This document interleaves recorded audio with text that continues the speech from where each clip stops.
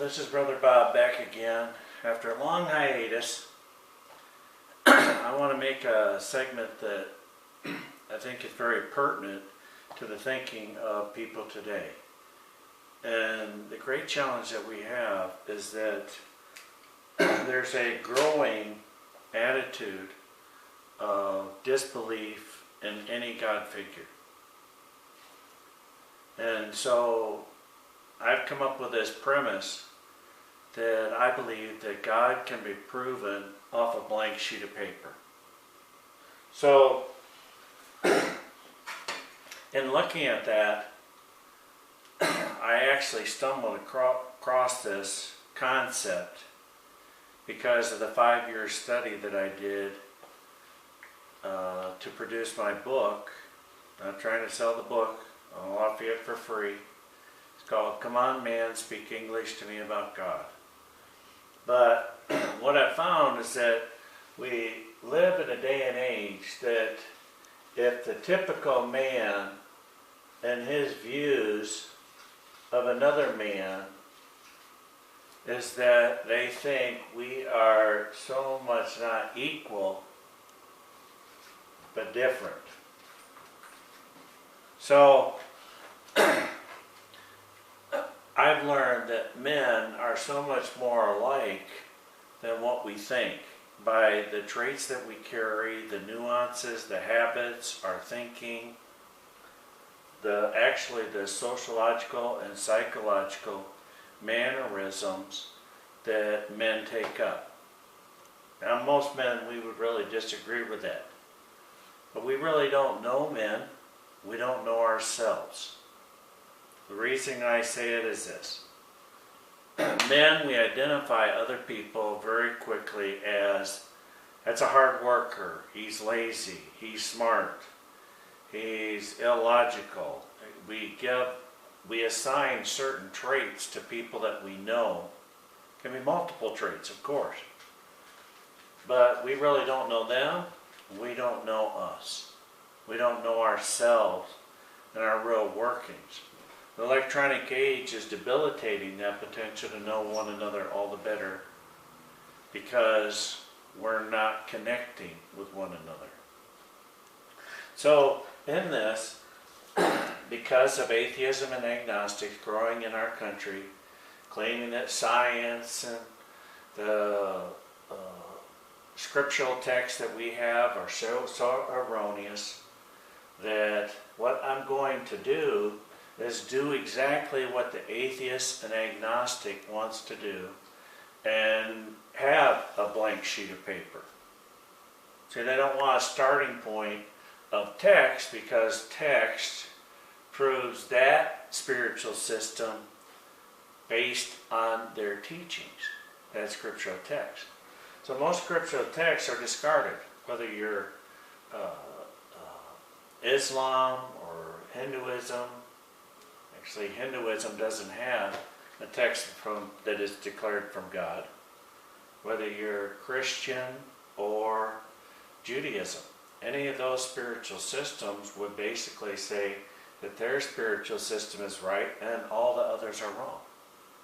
So I'm going to get to discard using a text and prove God off the blank sheet of paper. So let's take that mentality to say, is God somehow equal to man? And of course it would be very easy to say that no, man is inferior to God.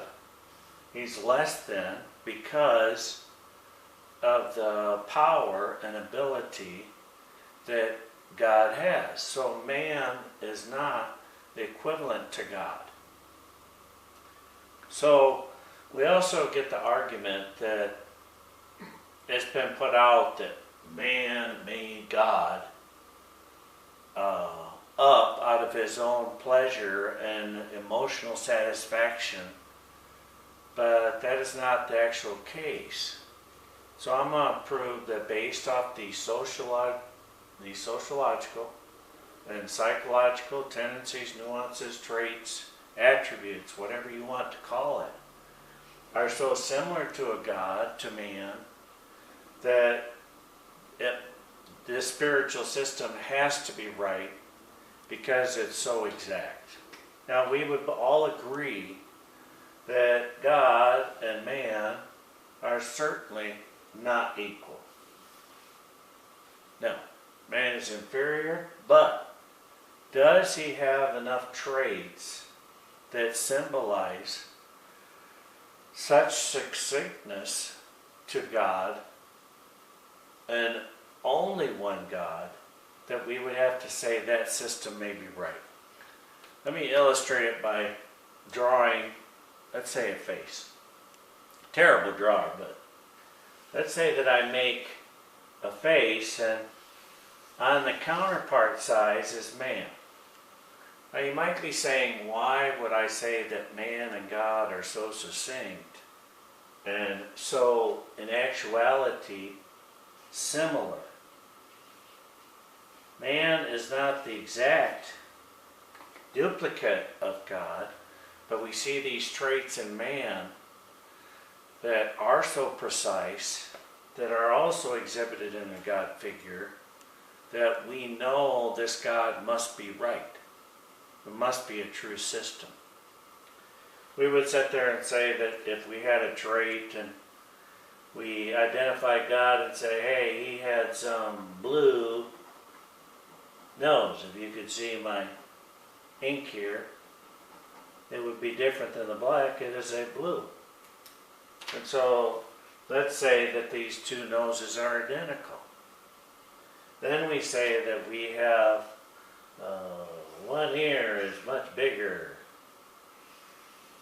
Man exercises that same type of trait. If we sit there and say, let's say that man, when he has his face, has a slight curl to it, and God being the same.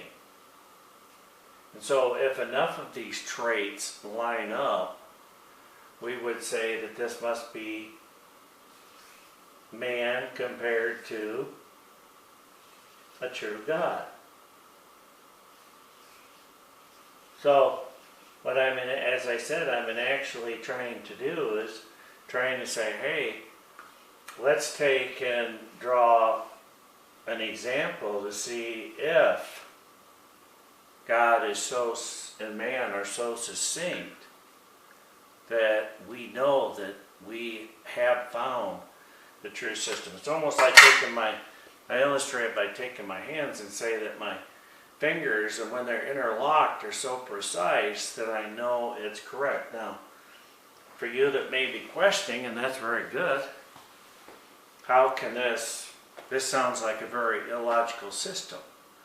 But in actuality it isn't, because we judge by our soul truth all the time. Now, judging by your soul is not a very well-known concept, and so when I bring that up, you essentially are going to question and say, judge by your soul? I don't know what that is. So I'm going to give you an example that I've asked some almost 5,000 people over the last 5+ years, and essentially everyone gives the same answer almost immediately. So it is our soul that's given us the correct answer, and our brain confirms the fact that it is true. So here's the statement that I give. Is it right, correct, proper, put whatever word that you want to put in there, because I know people play semantics with my words. Is it right to lie, steal, or murder? And everyone would say immediately no. Now, when we say that, why do we have this? God says that He wrote His laws on our heart, according to one spiritual book. I have to prove that if it's true or not. But according to this book, He said He wrote our laws on our hearts that we confirm with our brain. Nobody set you down as a child and said, oh, Bob, don't go out and murder the neighborhood. It's not a good thing. No, nobody ever taught me that. I did have that I was a very good, I'd say, liar as a child probably.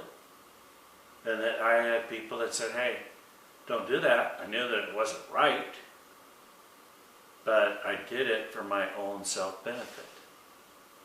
So according to this one spiritual book, it says that God made man in his image.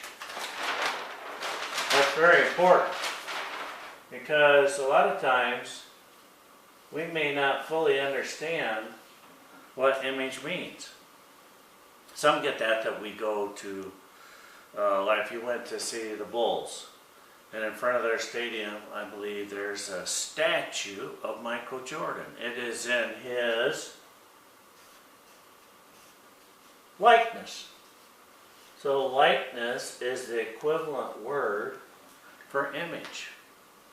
So is God and man so similar or in the same likeness that we can say that they are of one? Because God said that he made man in his image, in his likeness. Many biblical scholars would say that that is a body, soul, and a spirit. The body, of course, is physical presence. Soul is that inner being of that you're going to have an eternal being. It's carbon printed, as we said, with God's truths on it. That we know immediately truth, what is right or wrong, whether we do it is something else. And then our spirit. Our spirit is simply the characteristics. I'm funny, or I'm boring, or I'm very logical, I'm black and white. The things that make you up as a person.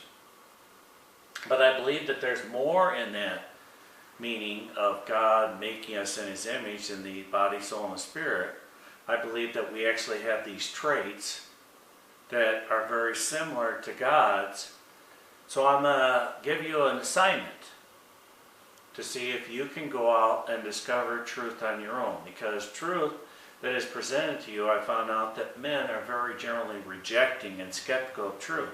Men have been told distruths, incorrect information so much that we're very skeptical that we're ever being told truth, specifically on spiritual concepts, which is very sad that we've come to that kind of different theological concepts that differ so much from one another. It's a great disservice to the average person that's trying to seek truth about God. So, one example is of these traits. I'm going to give you one. In my book, I name and claim that there's 12 traits between God and man that are so succinct that when you get done, you'll say, I must have found the true God. Now, is this an all-inclusive, every single one? No. I've just identified these 12 because there's such strong characteristics in men that will help you identify that men, we're not that different. Whether we're white, red, green, purple, yellow, whatever, any color difference, the makeup of who we are is not that much different. So I want to give you this example for you to think about and see if you can produce some of these 12 traits that all men need or want for survival here on earth. It has nothing to do with food, clothing, shelter, job. Nothing physical, it's all in between their ears. So, one example of it that is not one of the 12, is power. Men love power. It changes us. We often can get big heads, and we can be very destructive with power. But power is not something that all men need or want for survival. So, as your homework, please try and see if you can talk with your friends. Since I've given you a clue as to what this is, because if I said name these traits that all men have, without giving this clue of power, all the men that I've spoken to, most find it very difficult to name 2. One is named 4 and one is named 3. So we aren't very good, as I said, as men identifying ourselves. So let's take this on to see if we can identify these traits that man has and see if they do fit so succinctly against God, to see if we are possibly made in the image of God, as this book says. Because if that claim can be proven correct, that would give great credence to this spiritual system as being authoritatively from God. Just as an additional clue, to tell that any text is divinely ordained, produced by God, it has to have three main things in it. And this is another point that people that are spiritual have a very poor job at articulating their spiritual system to other people. We were a nation that was so enveloped into spiritual things. The last couple of generations have went away from the things of God by secularism, humanism. We kick God out of our schools. A lot of homes are broken homes, may not have been raised in a church.